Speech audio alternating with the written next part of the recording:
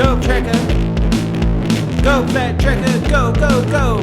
The Kelpie Flat Track Pod is brought to you by our partners, Euroka Fencing, for all your rural fencing needs, shreddesign.co for the trickiest jersey prints in the biz, Classic Wheels and Spokes and Otway Hydro Blasting, make your old girl look new again, and of course Kelpie Flat Track products, keeping you on track for longer. Now let's get into the episode. Alright, so back at it again. Got Tom Norvey with us again, bringing us some recaps from up at Nepean Motorsport Complex. Actually, does that name have a track, or is it just called Nepean? Yeah, does that track have a name? Oh, God. I don't even drink. Saying things backwards. Let's try that. I know what you mean. No, it's just called Nepean Raceway, and it's run by Nepean Motorsports Club. It's owned by a handful of clubs out there, but there's only really one, sort of two clubs that actually do stuff with the venue. So, yeah. Yeah, okay. And so do they have a motocross track in that as well there? At the back, they've got Penrith Mini Bike Club, and they've got sort of like a mini Kana set up down there, but that's a completely different sort of company, dare say, compared to Nepean Raceway, but it's on the same block of land. Yeah, right. So what are we covering? What did you get up to? This is a fortnight ago now already, isn't it? Yeah, Nepean Raceway or Nepean Motorsports Club hosted the New South Wales Classic and Post-Classic titles. They had Post-Classic on the Saturday and they had the Classics on the Sunday. So, it was definitely two good days of racing. And luckily enough, I had a few bikes that I could enter the Post-Classic in and, went out there and had a ball. Yeah, awesome. And if you're watching us on YouTube, you can see Tom's putting some effort in and he's got a awesome Send It background. He's got a bit of Moto Kit jersey on. What's the story behind the Moto Kit one? Is that Moto Kit is a fella just down at McGrath's Hill. He does all our graphics for our bikes and pretty much, and our pit sign and everything else as well. Yeah, awesome. Yeah, it's a good-looking top. So, if you want to see what I'm talking about, you can jump on YouTube and check it out. So, right, what was your involvement in the weekend? You had a couple bikes there, you had a side chair there, and you had two bangers, wasn't it? A 250 and a 125. Am I on the money, or have I lost my mind again? No, you're on the money there. I ended up entering 6 classes all up. It was I had a period 2125, which is I think it's a new class in the Post Classic now. It's pretty much anything 20 years or older that can go into it. So yeah, anything 2003 and older were entered that class. They had a 125, 250 and over 263cc class, and they pretty much had that for all Post Classic classes in that meeting. So I was in that one, and then I entered my 250 into the pre-85, pre-90 class, and then I have a 84 model dirt track sidecar entered in the pre-85 and pre-90 dirt track sidecar. Yeah, awesome. Did you favour one over the other, or you were just having a ball on all of them, or how did your weekend go? Any mechanicals? Yeah, no, actually, it's sort of hard to pick which one's sort of your favourite, but yeah, you can't really go past the sidecar. So I definitely tend to favour with that. Mechanicals, yeah, I had a big one. The first race in the sidecars, the pre-85s, I got the win by the length of the straight, so I was pretty confident to take it into the pre-90 sidecars. And in that one, I got second after a terrible start, and I thought I heard a bit of a noise in the engine, but it seemed to be okay. And then the second race of the pre-85s, the motor decided to expire and leave half of its contents on the main straight of the track. So that was the end of our weekend for that one, and just our luck, because Tyson and I were actually going really, really well, and I was pumped that he jumped on with me, and unfortunately that's the way it goes sometimes. Yeah, and you were the rider in this scenario, weren't you, on that one? Because normally you're the passenger. So yeah, in the modern class, Jobbo rides the sidecar and I swing off the side. And in the classics, I've got my own sidecar, so I ride and pretty much have Tyson jump on the side of it. So it's really good. Yeah, nice. And for people that don't know, like obviously with sidecar racing, it's a bit more of a team sport.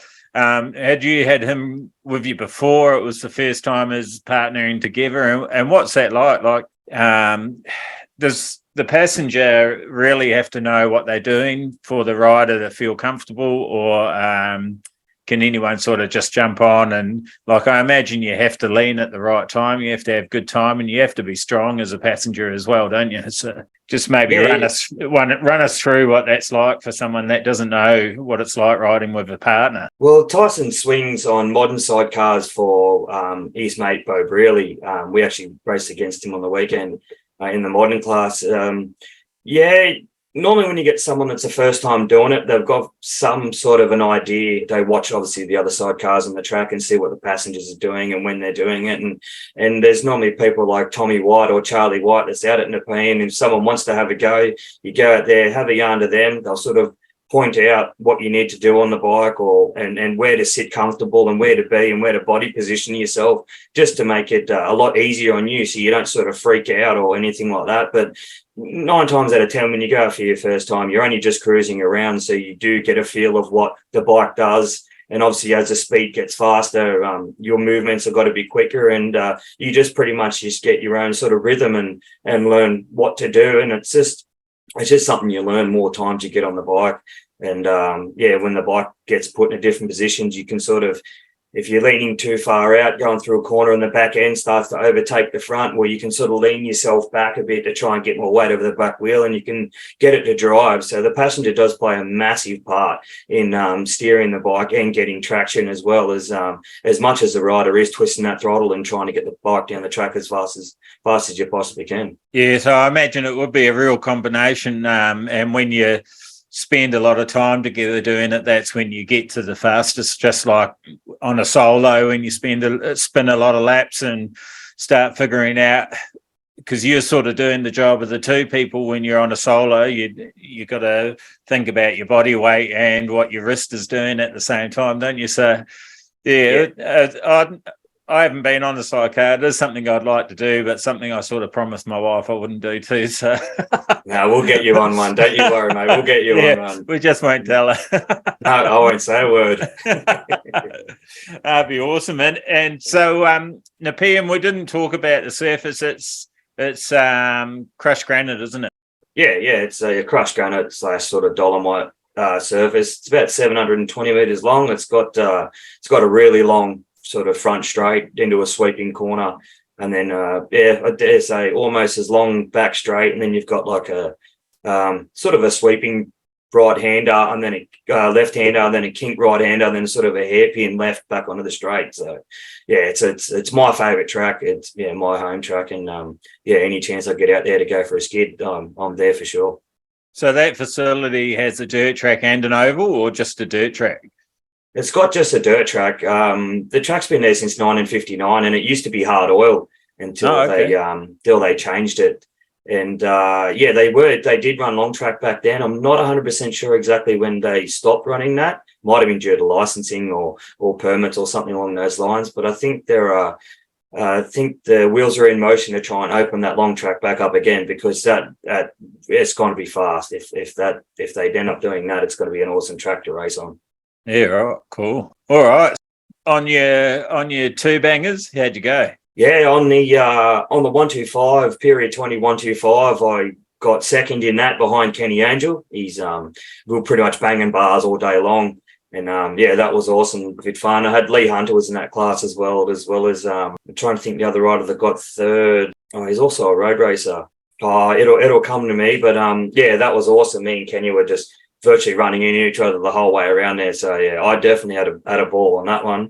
And I ended up pulling out of the period 2250s due to the fact I just got the thing rebuilt. And after the first race, they had so much more pace than me. I was only going to literally wring its neck to try and keep up with them. So I thought I'll try and save another blow up. So was that a gearing choice, you think? Yeah, slightly. I did adjust the gearing after the practice day that it did go bang, and it was a hell of a lot better. I probably could have gone up one more tooth on the front just to give it a bit more legs, but it more come down to power. Yeah. In that 250 class, I would have been literally wringing its neck to try and even get remotely close, and I didn't want the thing to go bang again. Yeah, I thought it was the 125 that you Yeah, it was the 125. That was the 125. It did blow up, but there was I see I blown entered up it. both of them. No. I only blew up the 125, but I entered it in the period 2250 class as well to get another ride out of it. So I've got each you. bike I had, I went up a class to get an extra ride, but then I ended up pretty much canning the period 250 class, and then they joined the pre 85 and pre 90 class together. So I had to, obviously that class, the pre 90 class got dropped as well, which was unfortunate, but by the end of the day, I was kind of glad that a few classes got knocked off the list. Is that sort of a confession about fitness there, or how can I be polite about that? It definitely would have come down to fitness. Like I'm not shy of racing 4 classes in the modern class when I take my 250 and 450 out at Nepean for those classes there. But being on the sidecar as well as those, and the races were really they ran the event well. So it was race after race after race. So it was probably twice that I walked into the pits out of the dummy grid. And luckily I had Yankee Steve and Dad there to sort of hand me a bottle of water, a couple of tear offs, sort of start the bike and get that moving quickly. So yeah, and keep you on track. Yeah, it's nice when they flow like that, but it is hard work if you're not expecting it, eh? Like, you got to be on your money, especially if you're in lots of sort of back-to-backs. And I guess, pulling out of some would have given you a little bit of a breather and helped you get those results. Yeah, no, it was fantastic. I was pumped to get the win in the pre 85 250 class. It was there was a few bikes there. I didn't think I'd get close, but luckily when they combined them in the pre 90 class, a few of the guys that I were battling with in that as well were obviously in the other class. So it wasn't too bad. And what's the oldest bikes that they have there? Do they go like pre 60s, that sort of thing, or? Yeah, well, in the classics here, they've got. I'm just going to look at here. Yeah, not all the classes were filled up, but I'm pretty sure it was a pre 68 class. But there was definitely a pre 70. But I think pre 68, and there possibly might have been a pre 60 class too, but I'm not sure. I don't think anyone entered those. There was a lot of classes that were up for grabs that were dropped because there was no entries. Oh, okay. Yeah, that's a shame. Do you know how many competitors there were overall? Not off the top of my head. I've actually got the program at home. I did have everything in there, but not 100% sure. Maybe 60 odd, possibly. Day one, maybe day two, probably 40, maybe 50. It was sort of hard to tell. I was at day two. I was only there for a couple of hours as I had a few other things to do, and I don't really like sitting on the side of the track watching if I can't ride. Yeah, it can be a bit of a pain sometimes. Depends on the circumstances, and being quite close to home too is an advantage, isn't it? It's I suppose, if you travel 10 hours to get there or something, you'd probably stay there to watch a bit. But being close to home, you sort of go, I'll just nip home. Yeah, exactly right. I'm only half an hour away, so it was definitely. I wanted to see a few of the boys with the classic dirt track sidecars on the Sunday as well. So I said good day to them and whatnot, and seen a few people I knew, and then pretty much ducked away after a few races. And do they get a bit of a spectator turnout as well for that one? Yeah, there's a decent viewing part there, like sort of on the hill on the sweeper, sort of next to the pits, and then if that gets too packed, it sort of goes around along the main straight. So there is a fair there's a fair decent area for viewing, and it's if you've got big meetings out there like the King and Nepean, you definitely get the hills packed, and you got spectators everywhere. But there was a fair few there on Saturday morning, and obviously until it poured down rain, sort of just around lunchtime, and I think that scared a few of them away, which is completely understandable. I wouldn't want to sit there in the rain either. Yeah, right. So you got a fair bit of rain, did you? And the racing carried on. Yeah, well, they stopped for probably an hour and a half or so, just to let the rain die down, because we did a couple of races while it started to rain, and then it just got a bit heavy, and they pulled it up for a little while. Just rewind a little bit there and let's go off topic. King and Nepean, what's that one? King and Nepean was it was like the track's open meeting, like you've got the Akuba Classic or the Track Oh, yeah. Masters in. Yep. It was just sort of their yearly open meeting. They ran it for, well, they used to run it back in the day. I'm not exactly sure how many years they ran it for or what years they were, but they did run it between, I think it was 2010 to 2013.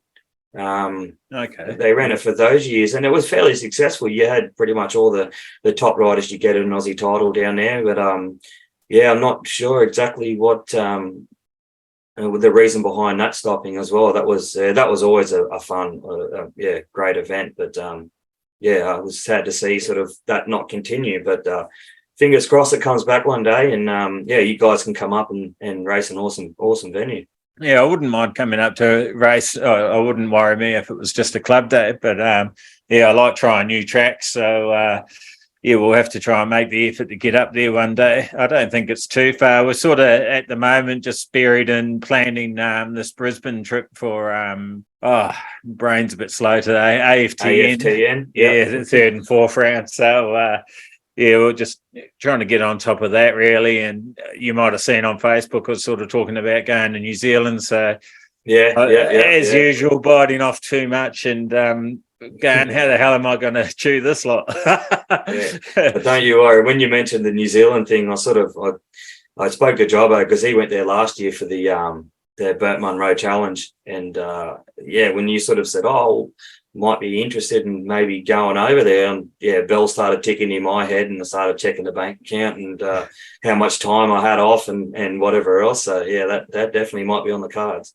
Yeah, awesome. I'm just trying to think how I'm going to get it all happening. There's lots of ideas. That's not what we're here tonight to talk about, but it will be exciting. And I've been waiting for them to entertain the idea of having the flat track class in the Speedway Spectacular, because that is one event that I've always wanted to ride in front of, and I don't ride a solo, so I couldn't really enter it. I don't ride a sidecar, so I couldn't enter it.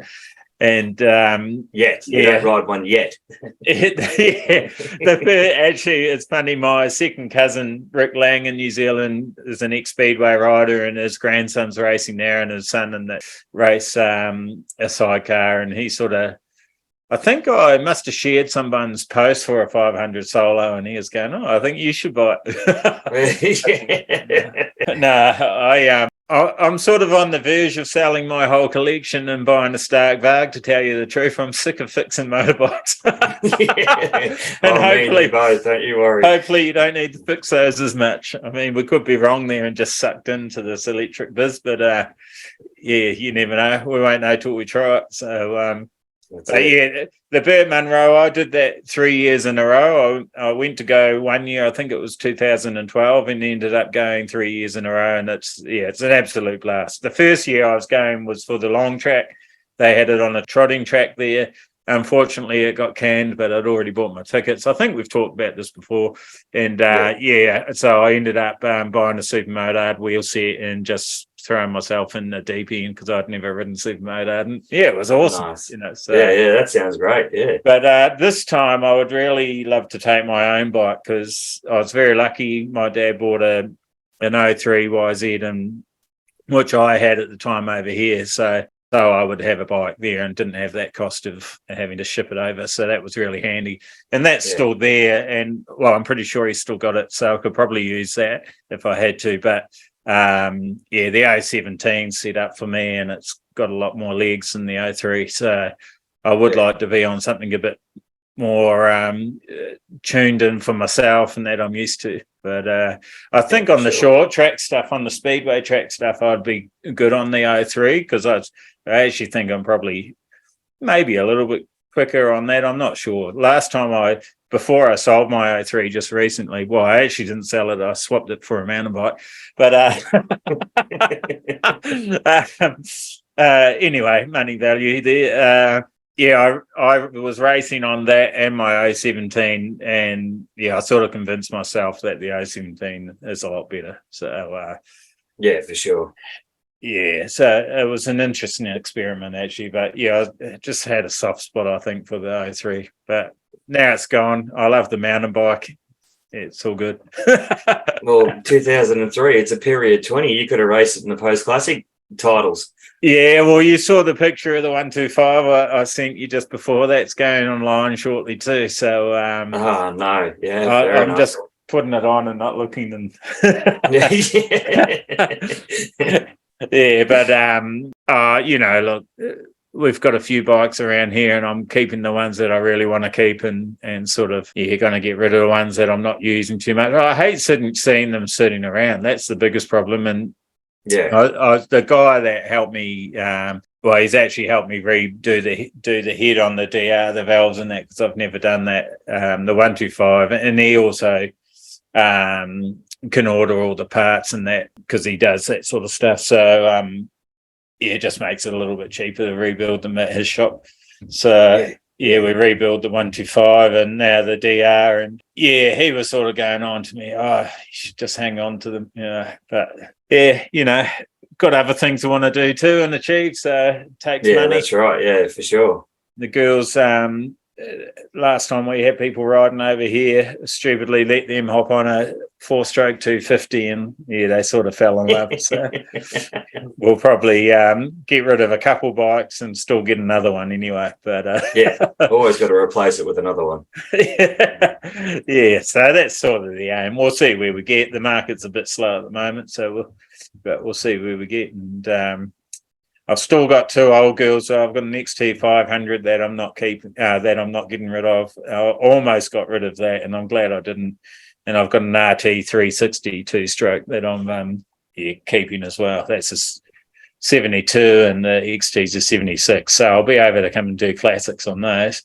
Yeah, you should have brought them up a couple of weeks ago. You would have had an absolute ball. You could have gone over the title. Yeah, they're not. Well, the 360 needs a rebuild, and the XT, sorry, it needs valve guides. I think it's blown a bit of smoke and stuff, so it's not really strong enough at the minute. But that's the next one on the block. There's the XT, because they have a classic scramble club down here that I'd like to go and do some of those meetings next season. Now, it was going to be this season, but we've taken too long. But all good. Let's get back into it anyway. Now I've rambled and totally sidetracked us. I'll go through some results for the Post Classic on the Saturday. The Post Classic pre-90 263 and over, which is pretty much the open class. First was Damien Krasaic, second was Sean Giles, and third was Reece Cremeen.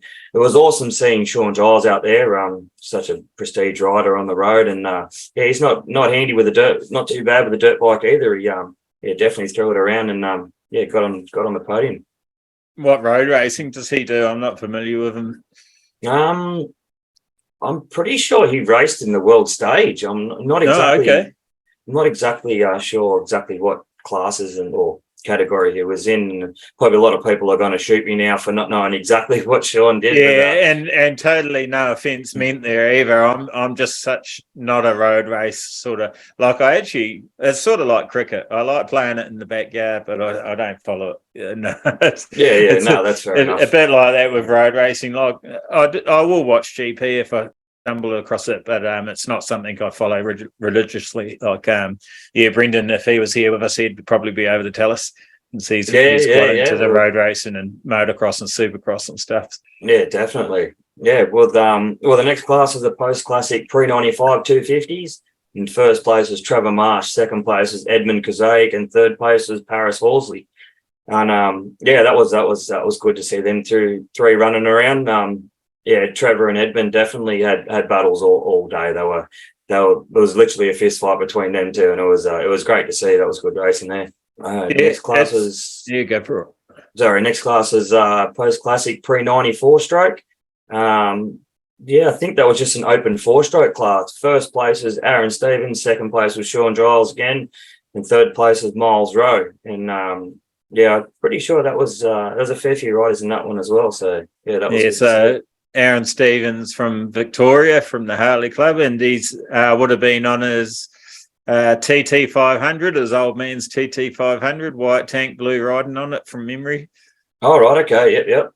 Yeah, that's a pretty quick bike. Yeah, unfortunately, I don't know sort of everyone that was there. There's a couple of Yeah, riders, you a know. couple of blokes that ride the modern bikes that jump on the classics and come for a run around too. So yeah, it's good to see them In, doing that. It's in that pre-90s class, was it, what was the sort of prominent bike? Was it like the TT and the TT 500s, XRs, that sort of thing?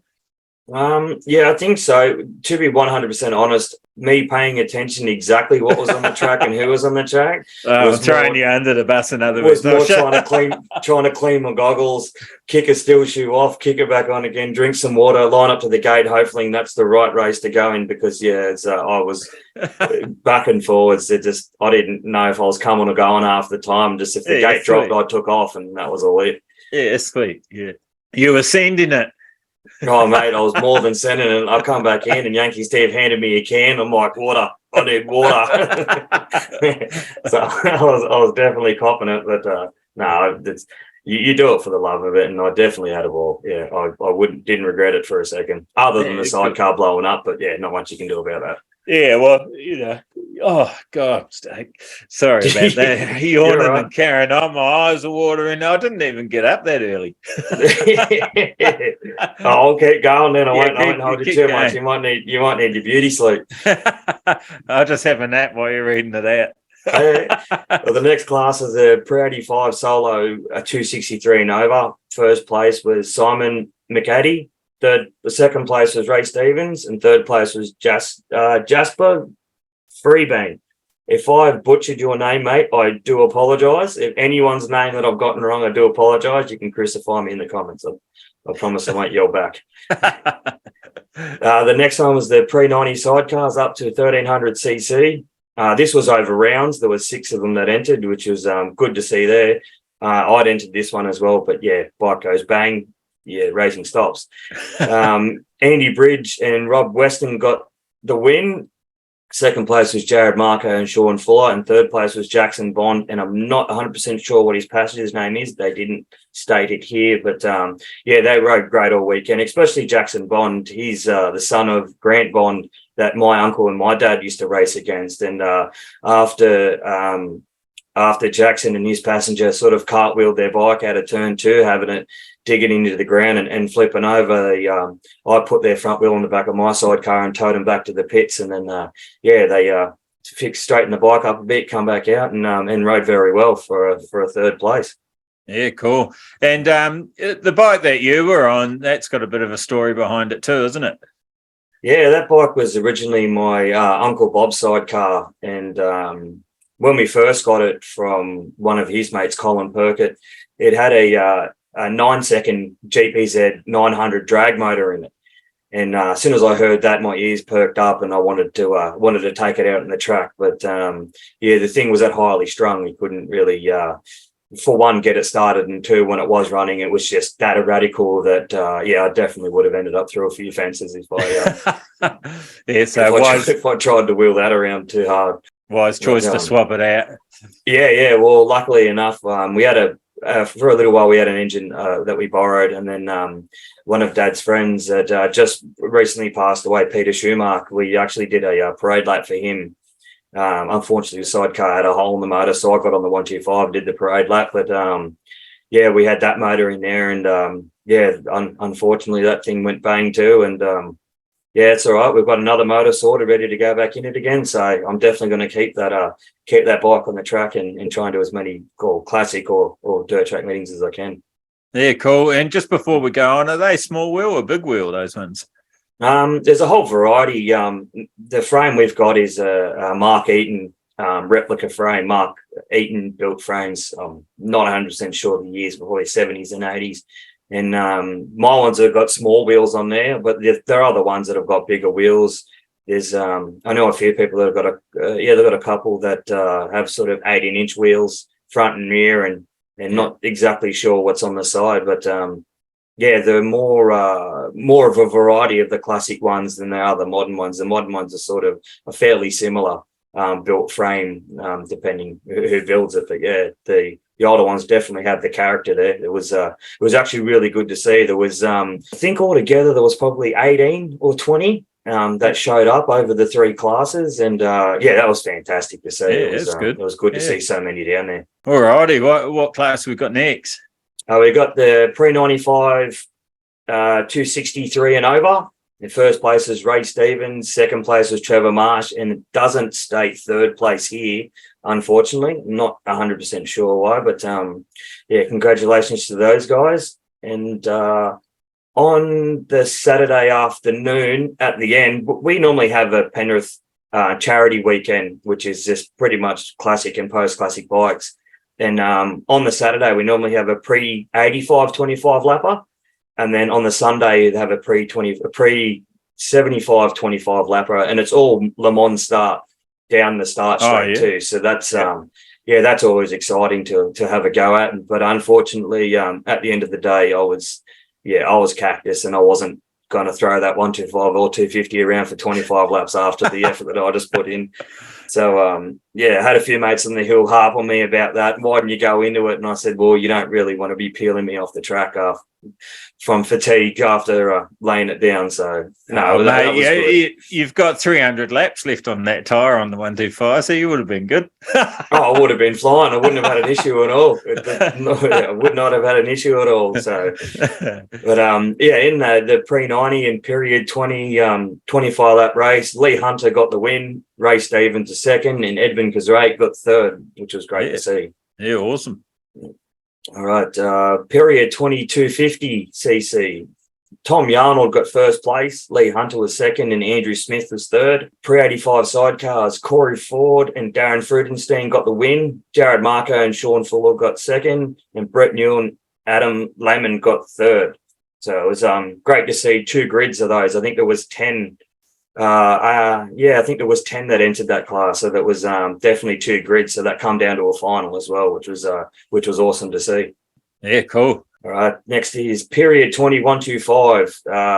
This, like I said, this was an absolute fist fight between me and Kenny Angel, but Kenny Angel got the win on that one. I got second, and Jack Passfield got the third. Sorry, I just couldn't remember your name, Jack, but yeah, Jack Passfield got the third, which was unreal. Jack only did, I think, 2 or 3 of the rounds he didn't do, or races, sorry, he didn't do the first or the last one. But if he did those 2, Kenny and I definitely wouldn't have been standing on the steps we were, would have been definitely down one. So well done to him. He's a phenomenal rider, and he was flying on that bike he had down there.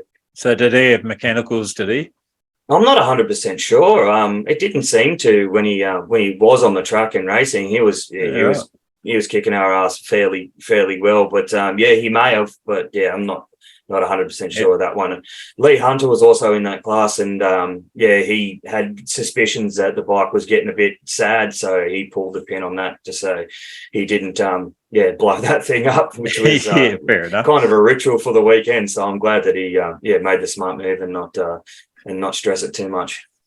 Yeah, well, with those older bikes, they can go pretty easy, that's what happened with my 360. So Well, at I think it was either Penrith or St George Motorcycle Club, when they ran their rounds at Nepean, they used to have blow up of the year. So there used to be a sort of trophy with like half a sprocket, half a piston, a bit of a conrod, and someone would sort of receive that for the biggest blow up. But they don't have that anymore, because we don't really get many bikes demolishing itself halfway down the main straight. So unfortunately that award stuck on the shelf to whoever the last person was that received it.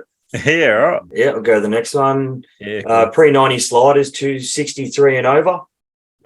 Christopher Steep got the win. Shane Baker was second, and Miles Rowe was third. Yeah, there was a fair few sliders out there, which was good to see. Steep, he always comes out. He's got a couple of sliders, and he raced both days too. So he did very well and very consistent. And are they long track sliders or speedway sliders? Long track sliders. Yeah, long track sliders, and they sort of got like a folding slider peg so they can get through the right hander and whatnot. But, I'm an idiot. They seem to do it pretty well. So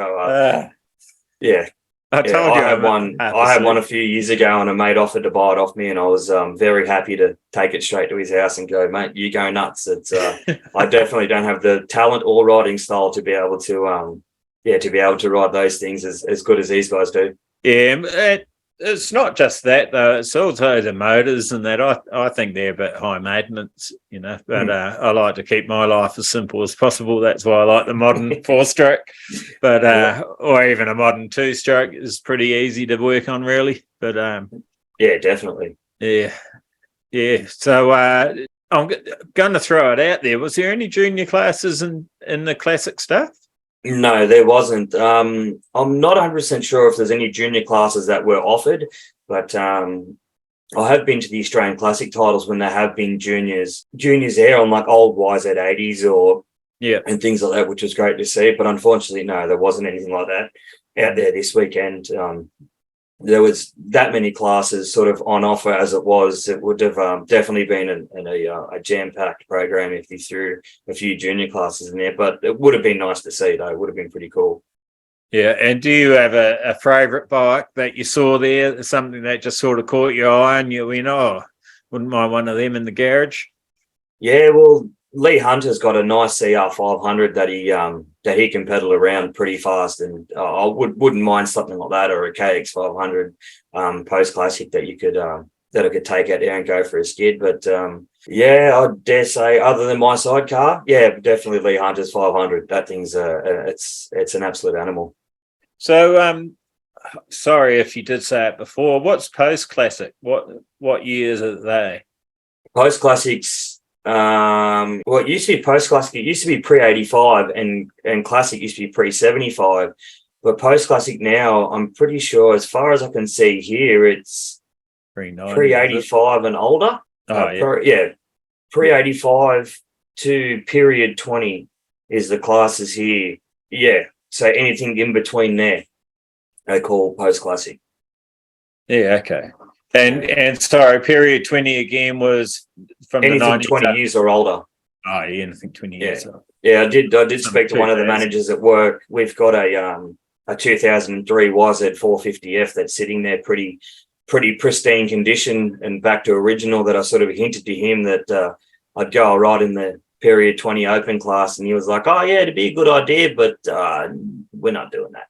So I got shut down pretty quick from that one, but it was worth a try at least. I had a few other guys that said they've got some 450s and all that, and I just thought, oh no, I was just sort of just saying it for a laugh, really. Yeah, right. So I think I've got my head around that now. Yeah. Well, the next class is the pre-85 250s, and there was a couple of those as well. That was awesome racing. Luckily enough, I got the win in that one. Robert Hayden got second, and Brendan Tickner got third, which was awesome to see. And guys rode very well all day too. Yeah, right. So pre-85 250s. What would the most common bike be in that? Like these days, you see KTMs everywhere. They're sort of dominating, and I suppose Honda's probably next in line. In the old girls class, what would they be?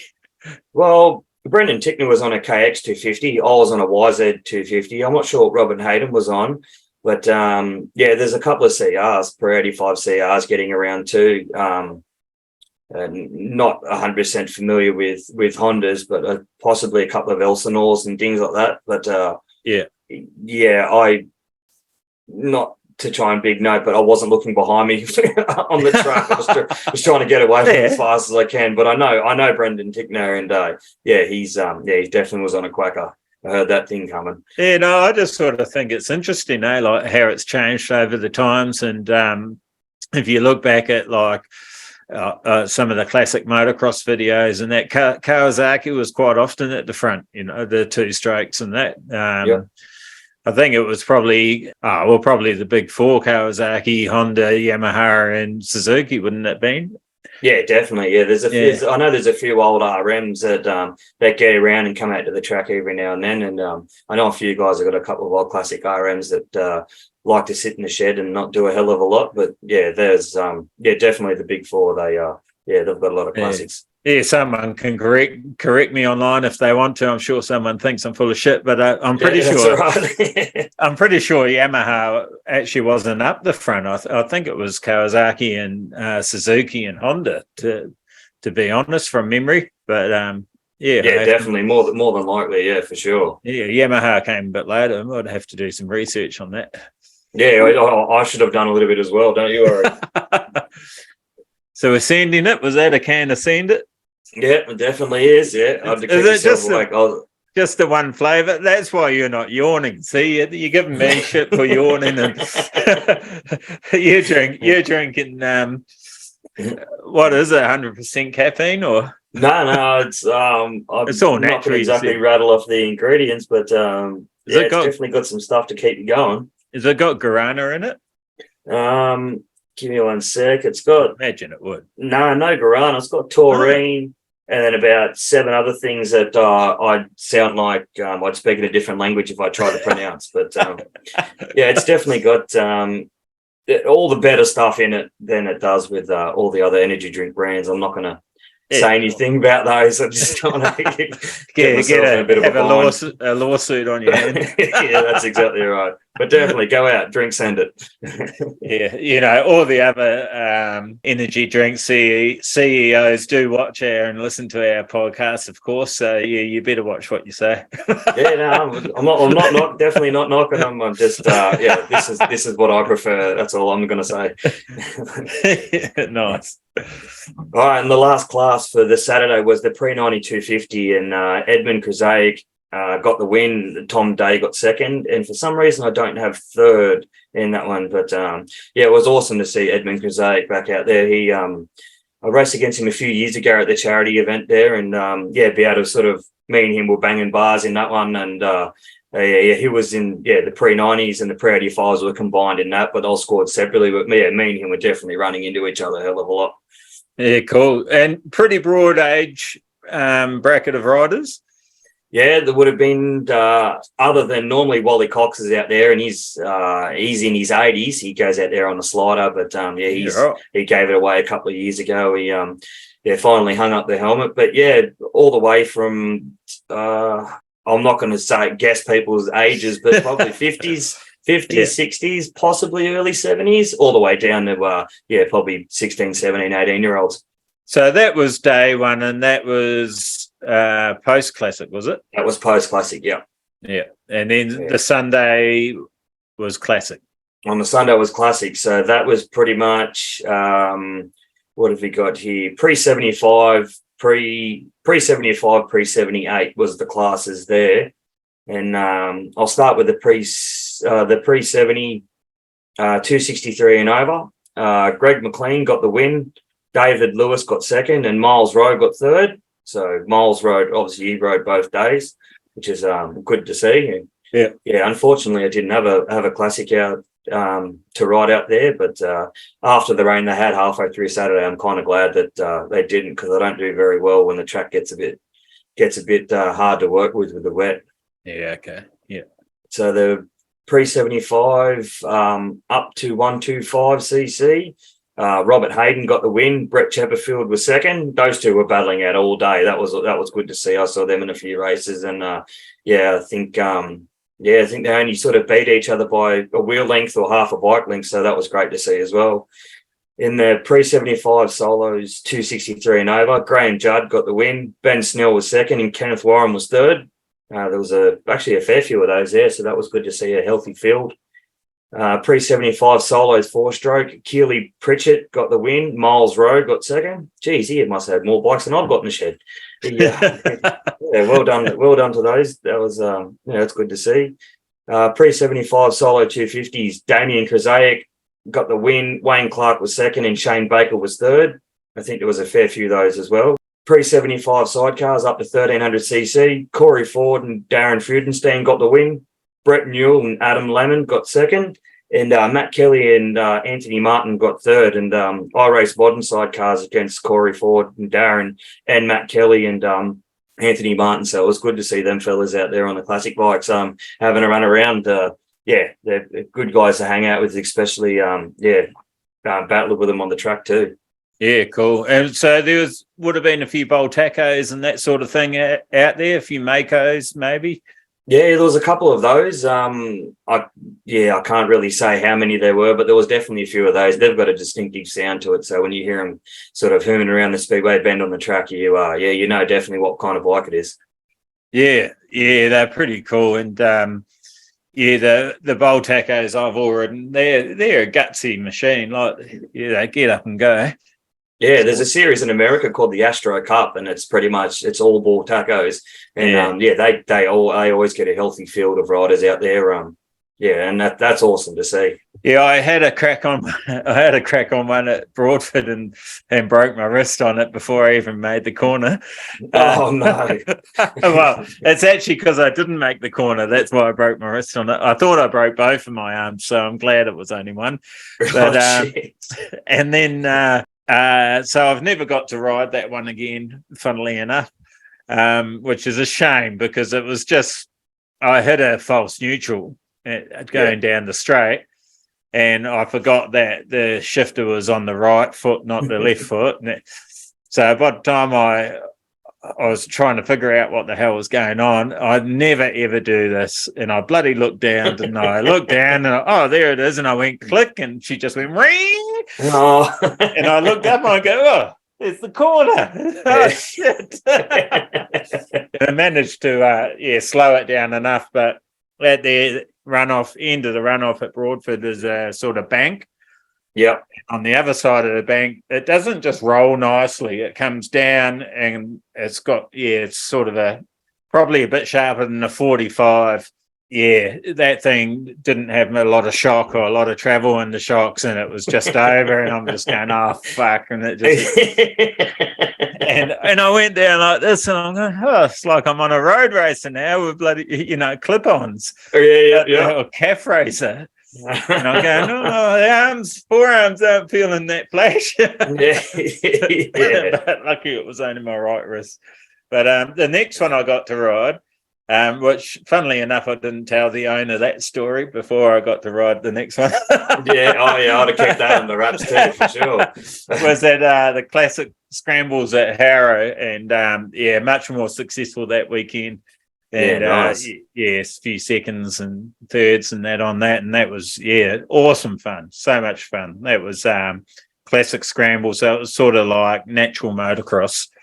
Okay, yep. Yeah, or like the Thumpercross or Amcross tracks, grass track, just lots of turns and uphills, downhills, that sort of stuff. And that's what the XT will be sort of set up for, because it's so much fun. Actually brought back the passion for racing. Actually, I was feeling a bit flat about dirt track, and went and did that, and it lit the spark again. That's for sure. Just brought the fun back.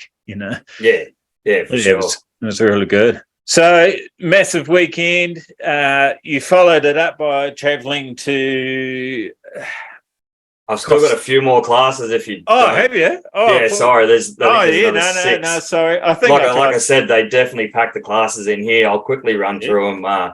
And the pre-78. Yeah. No, I think I tried to do that to you last time too. Yeah, you did. Yeah. The pre-78 263 and over, Aaron Stevens got the win. Damien Kozaic was second, and Graham Judd was third. There was a couple of those there, which was awesome to see too. Pre-78 super seniors. I don't exactly know what the age group is for a super senior, but Jeff Watson got the win. Greg McLean got second, and Philip Gibson got third. So it was good to see that there was a fair few of those out on track too. Yeah. Pre-75 slider 250cc with Shane Baker and Brett Glover. It was good to see those fellas out there.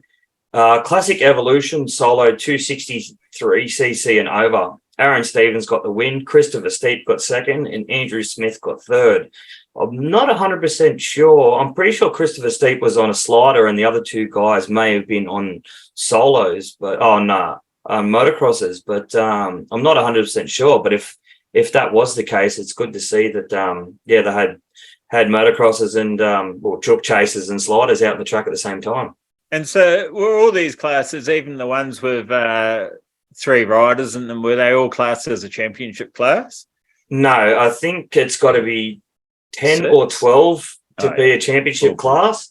Yeah. Unfortunately, none of mine were championship classes other than the sidecars, but it doesn't exactly say here which ones were. It just sort of says the results for the top three of each class. Yeah, fair enough. All good. Yeah. The pre-75 sliders, 263cc and over. It says Alan Jones got the win. Mark Collins got second, and Brett Glover got third. But I know Mark Collins got the win. Alan Jones got second, and Brett Glover got third. So I'm not sure why those results were turned around, and I would have had to correct it, because if Mark heard me say that, I'd be in very, very big trouble. So, yes. if you listen to this, Mark, don't worry, I've got you. Pre 78 solos 250cc. Reese Cremeen got the win. Shane Baker got second, and Edmund Kazake was third. And Classic Evolution solo 250cc. Wayne Clark got the win. Robert Hayden got second, and Bradley Halsey got third. And the last one, the pre 75 End Evolution. Damien Kazake got the win. Keely Pritchett got second, and Giovanni Mariani got third. And that rounds out day 2 of the New South Wales Classic and Post-Classic titles. Yeah, cool. Well, thanks for bringing that info to us, and I'm glad you had a great weekend and still walking. And even though you blew up a machine, I mean, that's just part of the fun, really, isn't it? Now you've got a reason to work on it some more and get another engine, which sounds like you've already teed up, which is awesome. Yeah. Was there any best wishes we need to send out to any fallen riders? There were a handful of guys that went down, but I think the meeting actually ran fairly well, injury-wise. I don't think the medics had to sort of go and assist anyone too badly. A couple of scrapes and bumps and bruises, but if anyone did get hurt, there is best wishes, and hopefully you recover soon and get back out there. Yeah, awesome, and it's actually a really nice event. And was it last year? We didn't actually end up. I don't think it actually happened. The classic titles, we were going to hit that one up. I think it was going to be at Temora, and for some reason it didn't happen. I can't remember why. Yeah, lack of injuries. I think that was the reason behind it. Yeah, it might have been too. Yeah, we were going to go and do that, and I can't remember why. We were probably some of the lack of entries, but I can't remember what. Something must have come up in the middle of it. But it is nice to be celebrating the older machines. I think they're a hell of a lot of fun to ride. I love riding my ones. They're just, I don't know how to explain it. A lot of the time they sound like they're going really fast, and they're sort of, they sort of are, but they aren't. They're a different power delivery than the modern bikes. Yeah.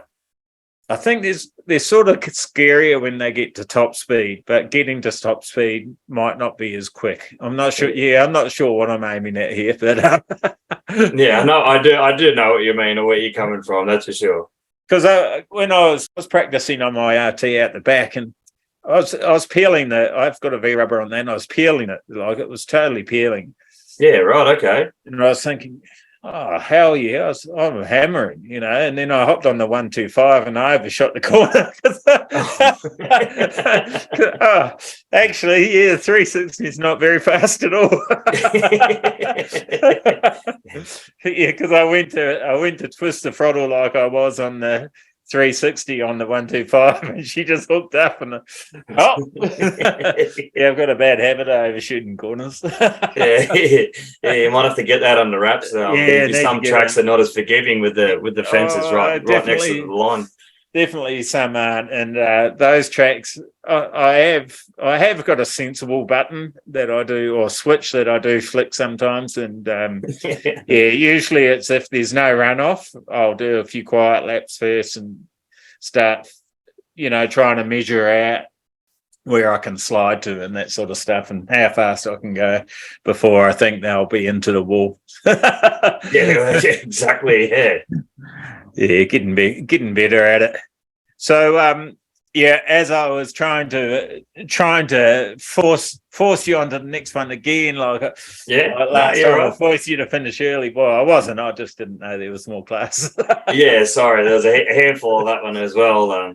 It's good. Yeah, it's amazing. It's amazing how many classes they do have at those events. I thought a lot of those could fit in one of the other classes. I wonder why it is structured like that. I think they tried to make it as broad as they possibly could to try and get as many numbers as they could there. there was a hell of a lot of classes that didn't get any entries that they obviously just dropped it. But yeah, I'm trying to think. I remember when I sort of first started racing dirt track, there was a class that was like Classic Evolution drum brake, and then there was one with disc brake, and it was sort of, it looked like it was, I don't know if it sort of flooded the classes with that, but yeah, it seemed to be structured fairly well. But I'm not sure why there wasn't. I thought the period 20 class 125, 250 and opens would have been full to the hills, considering it would have been newer bikes or that would have entered it. But no, wasn't a hell of a lot. The over 263 period 20, that was packed. That was a title class. But yeah, the 125 and 250s weren't, which was yeah, it was a bit disappointing. Yeah, well, I think that sort of event probably attracts the, how do you say this without offending a whole lot of people? Probably can't, so I'm just going to offend. Yeah, just go for it. Yeah. Is real motorcycle lovers, if that makes sense. You know, like, yeah, I love all motorcycles. I don't just love moderns. I love all motorcycles. So I'm into going and racing all motorcycles, you know, where some people are just into the latest 450s or the latest motocrosses or the latest Harleys or whatever it is, you know. So maybe that's the separator. That's what divides it, and why some people missed it on their radar. And also the other thing too is time goes so bloody fast. That whole, like, I wouldn't have thought of 2000 and, you know, and it's funny, I don't know why, it's just not at the forefront of my mind, I guess, but I still don't think of it like an 03 being that old, but they actually are. Yeah, that's right. You know? So I think maybe there's quite a few other people out there too that are like that and don't really realise that something they may have sitting in the garage now could be used in a classic event. So... Oh, definitely. Yeah, that's for sure. So, you know, that might take, you know, and hopefully this podcast does its job and enlightens some people and helps them realise that, yeah, these events now, some of the bikes that you still consider not that old but really are, you know, 20 years is a long time ago, can be used in these events now. And look, my 03, it was only a month ago that I raced that, or maybe a little bit more, but I was still beating people on more modern bikes than that, you know. Yeah. So they're still quite competitive, you know. It's still really competitive, especially if they're looked after as well. So yeah, there's a few guys out at Nepean that race the 450 class, 250 class that are on 2000, 2001, 2003 model bikes that would have been fairly competitive out there on that against the older ones too. But not sure why there wasn't more out there. It would have been good to see, but I don't know if it was due to the advertising or if it was timing, or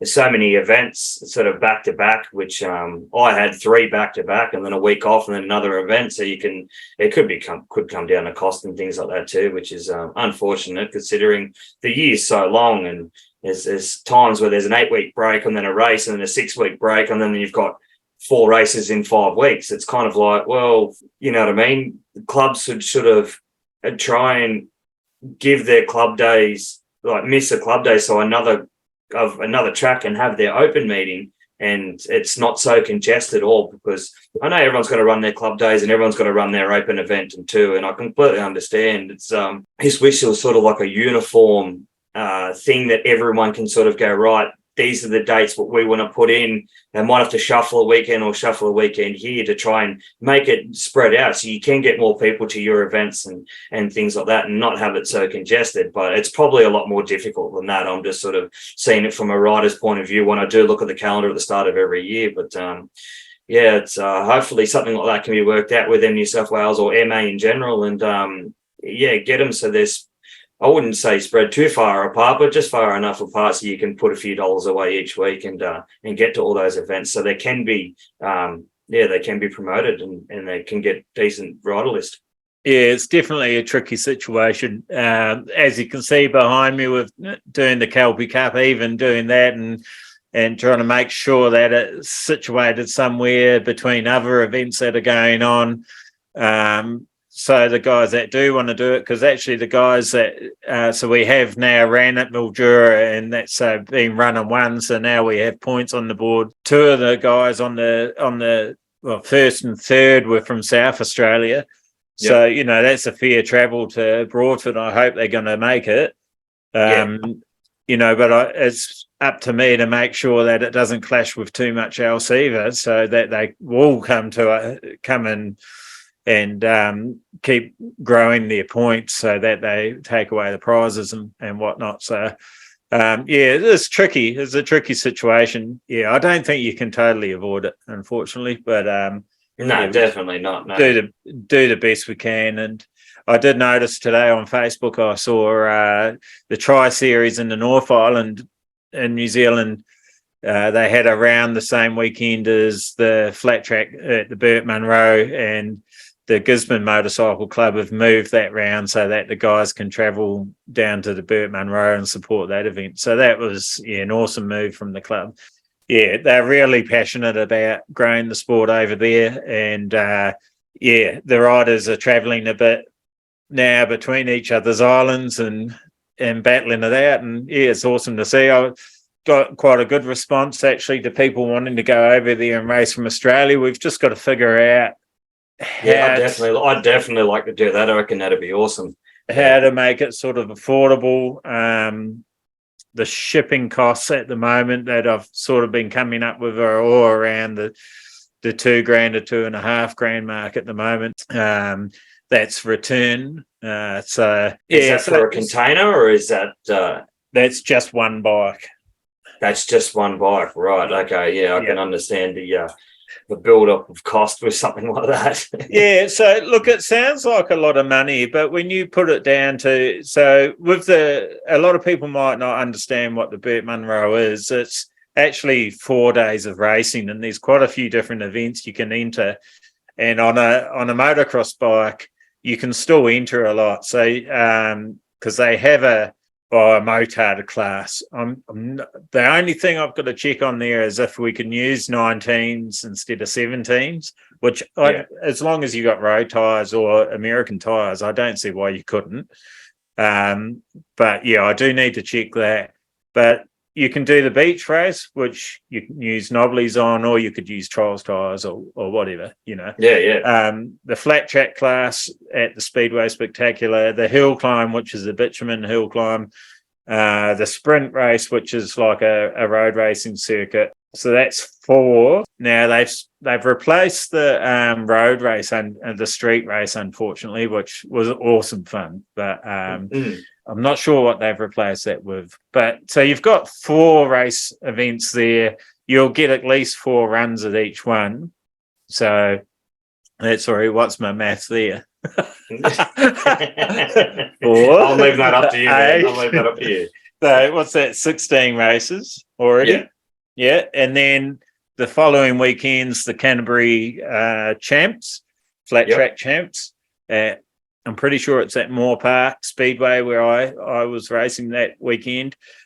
And so you should get 4 rounds at least there. They might even do a couple more. I'm not sure. A couple more races. I'm not sure with it being the champs, or maybe a longer final sort of race. So that's another. So 20 races? Yeah. So 20 races. So you divide $2,000. What's that? About $100 a race or something to have your bike there set up for you. Yeah, that's right. Yeah, have your setup. Yeah. So when you look at it that way, it's really not too bad. Yeah, definitely. I'm pretty sure.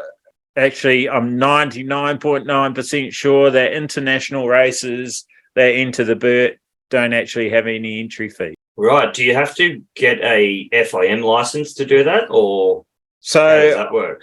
The 3 years I did it, I contacted MA, I think it was, and it was about $125 to get a license through them. Oh, right. Okay. Yeah. So just an international license, not an FIM license. It was just an international one. It's just more the insurance. Yeah. For sure, yeah. That price probably has gone up because it's been quite a few years since then. Yeah, I'd imagine so. I imagine it probably has gone up, but it's not too bad really. And you shouldn't have to pay any entry fee. So just check with the Bert Munro challenge with that one, but I'm pretty sure that's still the way they're running it. Okay. I actually got, it's not with me, unfortunately, but I actually got there's a guy in Australia, I think it's called Australian Motorbike Tours. He does a whole package. It's around $6,000. Okay. But that's your bike, getting your bike over there and return, a van hire, all your accommodation, all your meals, and a few other sort of touristy things like a Milford Sounds trip and a Queensland cruise on a boat or something, and a couple other bits and bobs. So that's actually not a bad package as well. I don't think you could do that on your own at that price. So you must have, because he sells it as a package, you must have deals with people over there. Companies over there, because that's a pretty good price. All your meals and that's pretty awesome, really.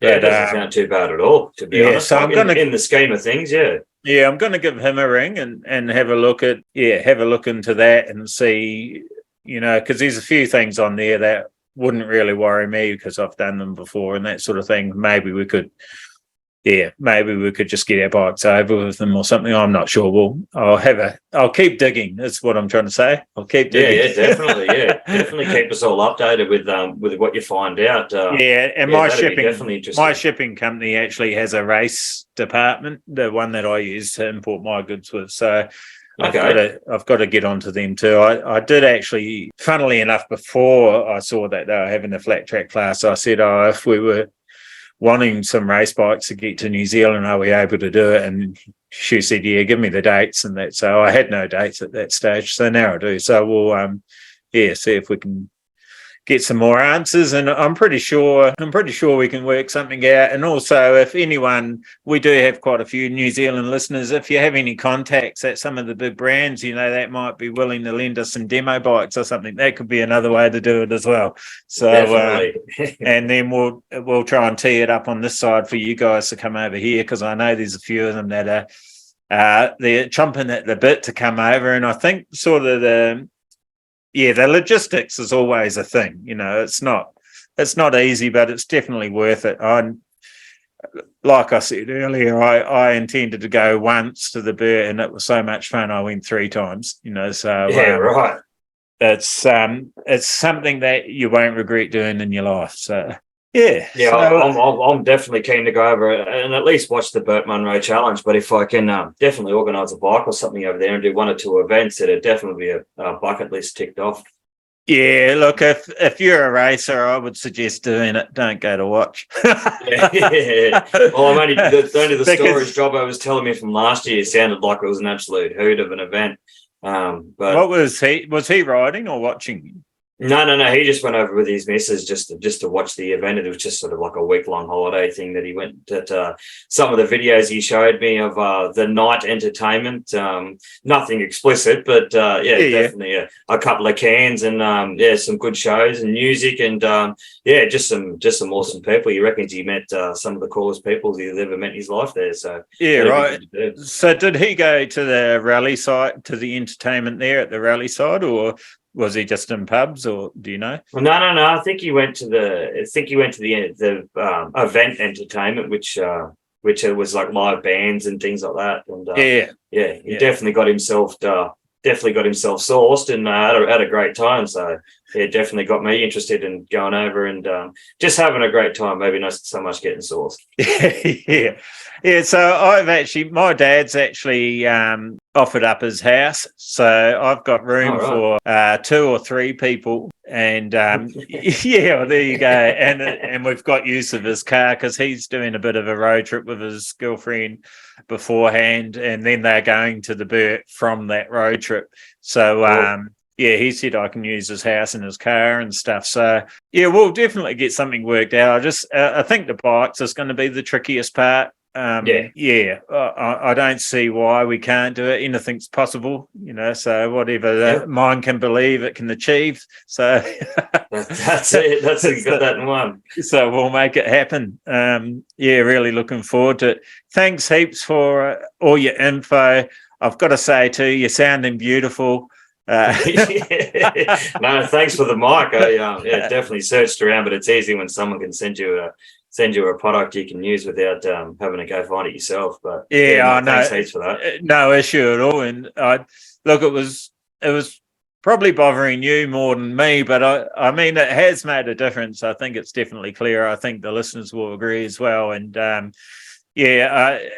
your enthusiasm for the pod, I mean, there's no hesitation on my part to support it and encourage it. So, I mean, you're doing me a huge favor going around and chatting to people. And on the next pod, you'll hear what Northey got up to, and I keep getting lots and lots of messages, so we'll talk about that on the next one. I won't dive into it just yet, but it's awesome. It lights up my eyes, and it makes me really happy that someone's enjoying it as much as I do. So, and it makes it easier for me too, to be honest. We're having another set of eyes and ears, and a lot of the races up there too, which helps, which I'm only getting to know as I travel around, which being for people that aren't in Australia and that may not realise, a lot of where Tom's going will take me 12 to 14 hours to get to, sort of thing. So there's a big gap between us. I'm more than happy to do it. I've never done anything like a podcast or anything like that before, and I've been part of Dirt Track for 15 years now, and I know a fair few of the riders, maybe not personally, but know them by names and whatnot, and definitely spoke to a few of them on the weekend and see if they were interested in coming on, and they all turned around and said they were keen. There was one or two that sort of and ahhed, but twisted their arm maybe with a can of Send It and said, "Come on, you'd be right, just tell us your story." And I think I was speaking to one guy today that he reckons that you asked him a couple of times and he sort of, and I asked him again today. I said, "Come on, mate, jump on, you'd be right." I said, just spin a yarn and tell us about your racing career. And he sort of perked up a little bit, so he's keen to jump on too. So cool. And it's funny because I'm gonna throw you in it again here. You said to me at Bathurst, "Oh no, I know exactly like that." I don't, and now look, he's basically co-hosting the show. Just the thought of it that day when I was talking to you, and you sort of threw it out there, and I was like, "Oh, it sounds all right." And then I sort of listened to other podcasts, and I thought, "Oh, well, I can't really sound as bad as that, but I probably do." And then, and then when I thought, "Oh, bugger it, I might as well get on there and do it." And then after the first one, I thought, "Oh, this." I don't know what it is about it. It's just talking about the sport that you love, and just a bit of banter backwards and forwards. It's always good, and especially hearing the stories from different riders. Like there's a lot of things I didn't know about a few competitors of mine that about their background story or their history and things like that, which is really interesting to know, to see where they come from and where they started and their achievements. And it's really good. I'm enjoying it. Yeah, it really is, and it's just nice to have a platform like you just said, where people can hear someone with the same interests. Like a lot of the time, I'll say to people, I race bikes and I'm into. They instantly think motocross or or road racing. And no, it's flat track. Oh, what's that? Or this. Oh, you mean drifting and like speedway? And I said, it's sort of like speedway, and you end up standing there explaining yourself for 15 minutes, and they still don't really know what's going on. So it's nice to chat about it with people that are in the sport and that have been in it for a while and actually really love it and enjoy it. And of course, new guys too that are just discovering it. So it's a lot of fun, and it's my pleasure to bring it to people. And I'm glad we did it, because I was actually a bit like you before actually creating the pod. Oh, should I? Are people going to want to listen to my voice? And you put doubt in your own mind, and once you do it, I mean, it actually opens up the floodgates, and you just start going, "Oh, I'm just going to give it a go."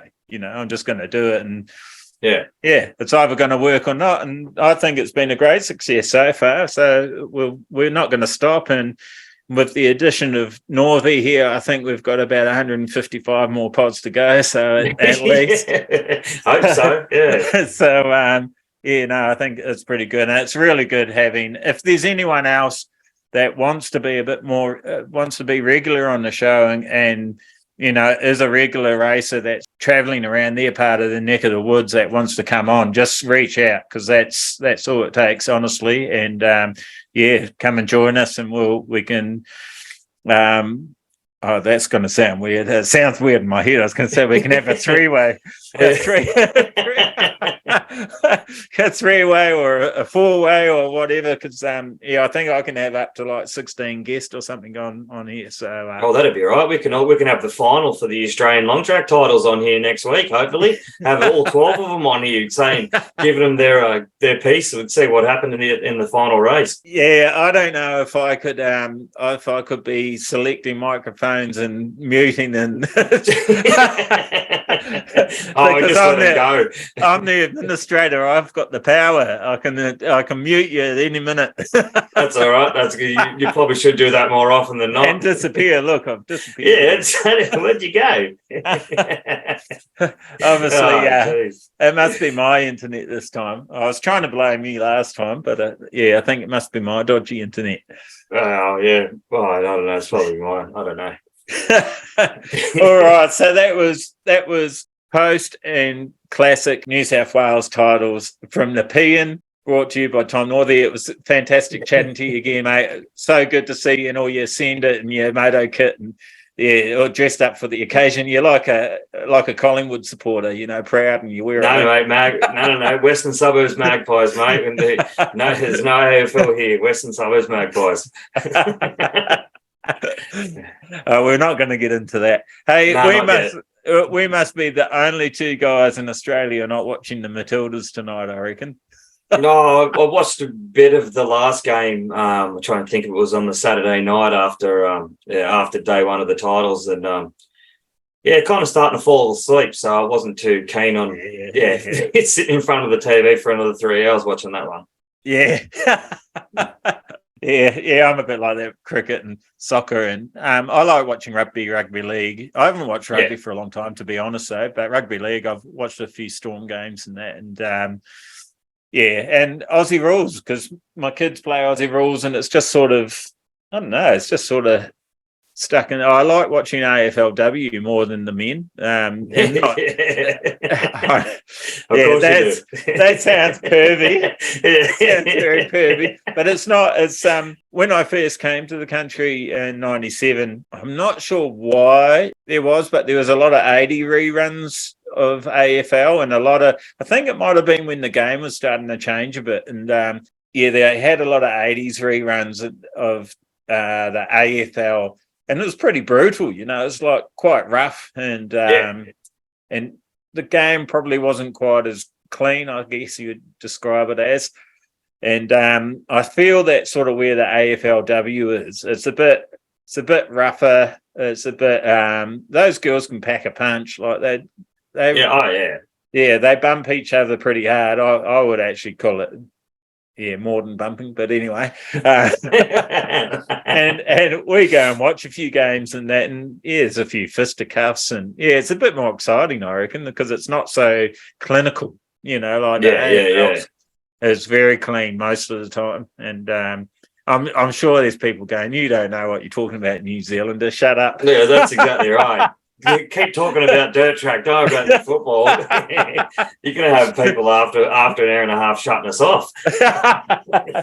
I wouldn't. Oh, actually, Macau would probably say that I could dribble on that long about football. Anything.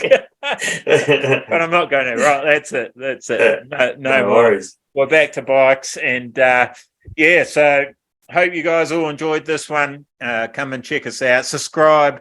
Now, there is a reason that I want people to subscribe, especially to the YouTube channel. If we can get over 1,000, 2,000 subscribers, then we actually can start getting a bit of money from advertising and that, and putting it back towards the sport, whether it's prize money for the Kelpie Cup, whether it's to ship Tom somewhere to race report or whatever it will be. It doesn't, from the money that, even from Kelpie, I don't really use it for personal use. I use it for the sport. So some of that may be getting me to races, But when I'm there, I'll be filming it and that sort of thing. So, buying Kelpie products, supporting the Kelpie pod, supporting Kelpie Live, anything that gets generated from that will somehow come back and support riders or the sport. Like we've got our race team now, so money that products get sold actually paying two guys to race. I will call it professionally in Australia now, which I believe is the first two. So we're really proud of that. I just sent out our first newsletter yesterday, actually, which I've been meaning to write for 2 years. So that was pretty good. And yeah, well, I'll be diving into more of that stuff about how the team runs and what the idea and the expectations I've got for it to go to and grow to, and hopefully have more teams in Australia that will work on a similar system to that, and have guys that want to be. Not everyone wants to be a professional athlete or classed as a pro and being paid for it, but I know there are guys out there that do want that, and I definitely want to see that. It's something I think that will help lift our sport and reward our riders and the people that have been in it for a long time, like yourself, Tom, and like me, that have been around. We just love being around the sport, and it doesn't mean I won't go and race on the classic titles and that. I'll still do that as well, but if we can lift the sport to get recognition on a national scale, even a global scale, that's really where I want to see it end up, because the guys at the top of our sport that are racing at the Aussie titles, even on the old bangers like Ray Stevens, who you mentioned a couple of times, I think he's 11, 12 times Aussie Classic champion, Wow. Most people wouldn't even know who he is, Yeah. But we all know who an Olympic swimmer is, and Ray spent a lot of time on a motorcycle and, a lot of hours dedicating himself to be the best that he can be, and I think it's a real shame that it's overlooked. So, yeah, for sure. Yeah, that's sort of the mission, but yeah, if we can get more subscribers on there, and of course share it around to your family and friends or other motorcycle enthusiasts, even if they aren't racers, and just see how big we can take this thing. Or doing it all together is definitely what will make it peak. And if you think we're full of crap and you think, no, well, I'm not going to do that, then you're just going to be listening to me and Tom for the next 5 or 10 years, because I don't see me stopping for a while. That's exactly right. Yeah. So anyway, that's my 2 cents worth. Anything you'd like to add, mate? No, I'd just like to thank everyone for listening and watching as well. And if you're ever at race meetings and you see myself or Darcy, don't be afraid to come up and say hello and introduce yourself and whatever else, and get you on the pod one day and come tell your story. Or more than likely, if you come up and say hello, I might even give you a mention on the pod, as if like Hugo Holmes' dad walked up and said thanks for mentioning his name. And I'm more than happy to give people recognition for their efforts and their talents as well. It's not so much just the top 3 of every class. If you come and say g'day and said, oh, I got 6th in this race, or I'm on this bike, I'm riding for this person, let me know, and I'll probably give you a shout out and the person you're riding for, or the company you're riding for as well, just to give you a bit of just get your name out there. It's what it's about. There's definitely a lot of companies with money out there that are willing to sponsor riders. It's just trying to get yourself out there enough to get noticed. And if I can give you a helping hand with that, I'm more than happy to. Yeah, and I am too. And I'm actually working on a couple package deals to help riders promote themselves. So hit me up if you're interested in something like that, and I'll let you know what it is before I actually get it fully teed up as a package and advertise it. But it's just anything we can do to help you. That is a money one though, so I am charging for that service. But look, it's not going to break the bank. And I hope that it will really help. So anyway, hit us up if you want to chat. Any ideas? I've had a couple people actually asking me. I don't know if you saw, I did a bit of a a real basic setup for your first time at dirt track. It's on our YouTube channel on Kelpie Flat Track Products. I think it is on YouTube. Come on, mate, what are you doing? Oh yeah, I know. I wasn't prepared. I stopped writing notes after like the third episode. I think I counted them up the other day. I think we're on I think this will be number 36. All right, cool. Number 36. Yeah, I'm a bit of a slacker in some respects. Like you meant to put in the season and the episode numbers, and I gave up after like number 15 or something. It's like, well, do people really care? You know, as long as they've got a new one to listen to, I think that's probably what they care about more. And if there's facts that they want to come back to, they'll know the title of the episode and go back to it anyway. So yeah, that's right. I don't think I've actually gone back to a couple tank slapping ones to get some details, and I didn't go, that was episode 36. I went, that was the one with Jeffrey Carver, or that was the one with Meads, or something like that, you know. So yeah, that's right. So anyway, I think I'm getting into a full-on ramble here. So we'll tie it up, guys. And funnily enough, the next one we'll be catching up with Northey again to cover the Australian track titles that were held in Barley Ranch the weekend just gone, which would have been, what were the dates of that, Tom? The dates of that, oh geez, you shot me here. The dates of that were the 12th and 13th of August. 12th and 13th. Yeah. Yeah. Cool. Yeah, I'm looking at the date on my calendar and I can't count backwards. On my calendar. I'm looking at the date on my phone and I can't count backwards. Yeah, I can't even talk English. It's a computer. It's not a calendar. Holy guys. It's good. All right, guys. Until next time, keep it sideways. The Kelpie Flat Track Pod was brought to you by our partners, shreddesign.co, for the sickest jersey prints in the biz, Euroka Fencing for all your rural fencing needs, Classic Wheels, Spokes and Otway Hydroblasting to make your old girl look new again, and Kelpie Flat Track Products, keeping you on track for longer. Remember, subscribe to our YouTube channel, flog that like button, keep it sideways. Till next time. Go Trekker, go Flat Trekker, go, go, go.